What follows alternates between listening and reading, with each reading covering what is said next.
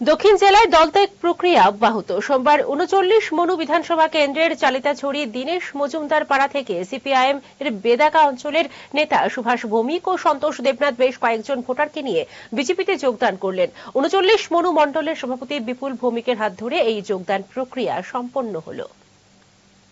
আজকে চালিতাছড়ি এডিসি ভিলেজের অন্তর্গত দীনেশ মজুমদার পাড়ায় দীর্ঘদিনের কমিউনিস্ট পার্টির একনিষ্ঠ কার্যকর্তা সুভাষ ভৌমিক মহোদয় এবং সন্তোষ দেবনাথ মহোদয় এই দুইজনের নেতৃত্বে সিপিএম এর দীর্ঘদিনের কর্মীরা আজকে ভারতীয় জনতা পার্টিতে যোগদান করেছে।